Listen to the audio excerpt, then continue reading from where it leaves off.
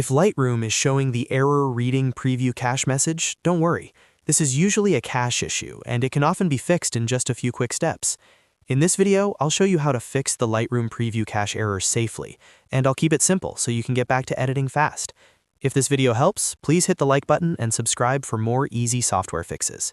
First, make sure Lightroom is completely closed. This part matters because you do not want the app rebuilding or locking files while you're trying to fix them.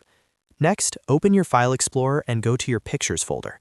Look for your Lightroom library folder or something similar, depending on where your catalog is stored.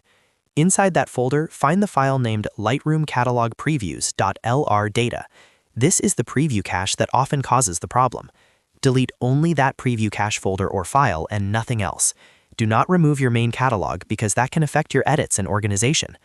Once you delete the preview cache, reopen Lightroom.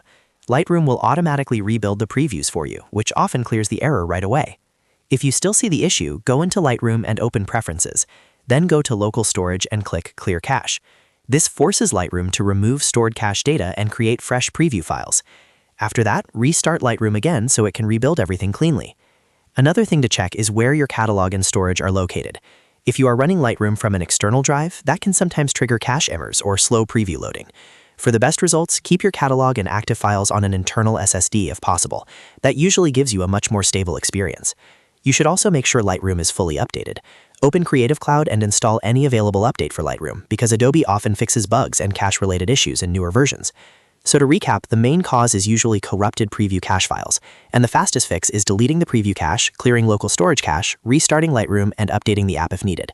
If this video solved the problem, please like the video and subscribe for more quick Lightroom tutorials and troubleshooting tips. Thanks for watching, and I'll see you in the next one.